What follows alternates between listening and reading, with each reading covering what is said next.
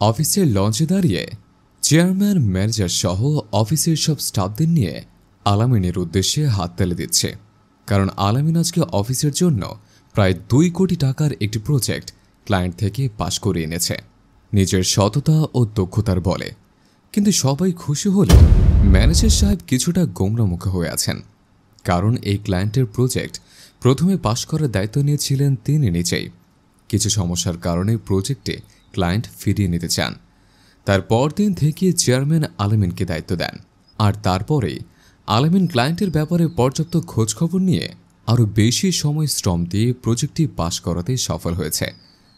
আলামিনকে সম্বর্ধনা দেওয়া শেষ করে যে যার মতো কাজে চলে গেল। কিন্তু ম্যানেজার সাহেব এখনও বেচার। পরদিন আলামিন অফিসে আসতেই ম্যানেজার তার কেবিনে আলামিনকে ডেকে পাঠালেন। আলামিন নির্দিষ্ট সময় এসে পৌঁছাল। কিন্তু ম্যানেজার রাগী কণ্ঠে বললেন, আলামিন সাহেব, কালকে তো সবার থেকে ভালোই সম্মাননা পেলেন, কিন্তু আপনার মধ্যে যে এত প্যাচ এটা কে জানত? আলামিন একটু ভয় পেয়ে গেল। কি বলছেন স্যার? আমি কি করলাম? আমি তো কোনো ভুল কাজ করিনি। ম্যানেজার তার ফোন ধরতে ধরতে বললেন, কি করেছেন আর কি করেননি এখনই সব পরিষ্কার হয়ে যাবে।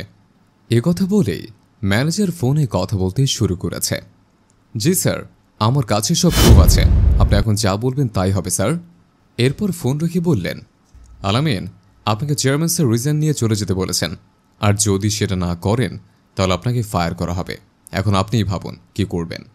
আলামিন চিন্তিত ভারাক্রান্ত গলায় বলল, স্যার, আমি চাকরি ছেড়ে দিলে আমার পরিবারের কি হবে? আর কেনই বা আমাকে চাকরি ছাড়তে হবে? আমার অপরাধটা অন্তত আমাকে বলেন দয়া করে। তখন ম্যানেজার তাকে তিরস্কার করে বলল, এটা আগে মনে হয়নি? যখন ক্লায়েন্টের কাছ থেকে কমিশন চাচ্ছিলেন তখন মনে থাকলে ভালো হতো। যান, রিজাইন লেটার নিয়ে আসেন। আলামিন মন খারাপ করে ম্যানেজারের কেবিন থেকে বের হলো। সে চিন্তা করে পাচ্ছে না তার নামে কেন এই মিথ্যা অভিযোগ দেওয়া হলো। এখন খুব সমস্যা পড়ে যাবে তার পরিবার। আলামিন অফিস থেকে বের হবে এমন সময় চেয়ারম্যান সাহেবের পিএ মোসাদ্দেকের সাথে দেখা। তিনি আলামিনকে দেখে বুঝতে পারলেন সে কিছু নিয়ে চিন্তা করছে। এরপর তিনি আলামিনকে সাহস দিয়ে বললেন, আলামিন সাহেব, এত চিন্তা করার কিছু নেই। এত বড় প্রজেক্ট প্রথমবার পেয়েছেন, কাজটা মন দিয়ে করেন, তা দিয়ে হবে। অন্য কোনো বিষয় নিয়ে চিন্তা করার দরকার নেই। আলামিন মোসাদ্দেক সাহেবের কথা শুনে অবাক। একটু আগে ম্যানেজার বললেন রিজাইন করতে, আর এখন মোসাদ্দেক সাহেব বলছেন মন দিয়ে কাজ করতে। কি হচ্ছে কিছুই বুঝতে পারছে না। সে চিন্তিত হয়ে জিজ্ঞেস করল, ভাই, চেয়ারম্যান স্যার নাকি আমাকে রিজাইন করতে বলেছে?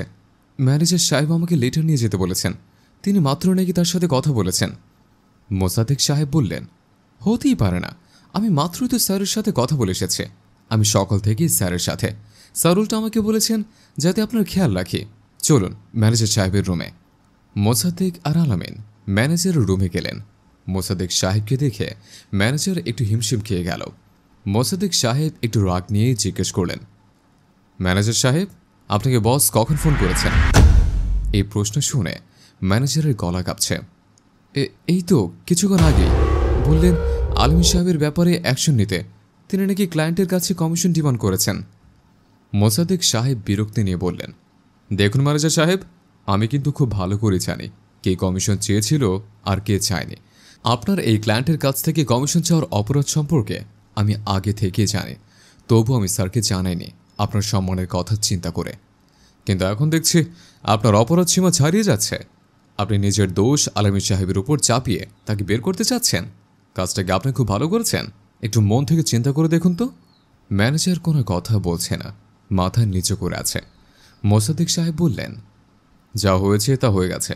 আপনাদের দুজনকে বলছে নিজেদের মধ্যে কোনো ঝামেলা থাকলে ঠিক করে নিন, আর না হয় আপনাদের দুজনের মধ্যে একজনকে কোম্পানি বেছে নেবে। আর আশা করি খুব ভালো করে বুঝতে পারছেন কোম্পানি কাকে বেছে নেবে। কথা শেষ করে মোসাদ্দেক সাহেব চলে গেলেন। ম্যানেজার লজ্জায় মাথা নিচু করে আছেন। সে সময়ে আলামিন বললেন, স্যার, আমার কোনো কাজে যদি আপনি কষ্ট পেয়ে থাকেন তাহলে দয়া করে আমাকে ক্ষমা করে দেবেন। ম্যানেজার তখন আলামিনকে থামিয়ে লজ্জিত স্বরে বলল, আলামিন সাহেব, আপনার কোনো দোষ নেই। সত্যি বলতে, যখন আমি দেখলাম যে আপনি আমার ক্লায়েন্ট নিয়ে কাজ করছেন তখন নিজেকে সামলাতে পারেনি, তাই আপনার বিরুদ্ধে এই ষড়যন্ত্র করেছে। ভেবেই দেখিনি যে ব্যাপারটা এত দূর গড়িয়ে যাবে। আপনি আমাকে ক্ষমা করুন।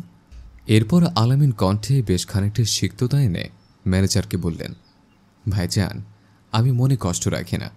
ষড়যন্ত্র করে কারো ক্ষতি করে কেউ কখনো সফল হতে পারে না, বরং সফল হওয়ার জন্য প্রয়োজন দলের একতা এবং একে অন্যের প্রতি ভরসা।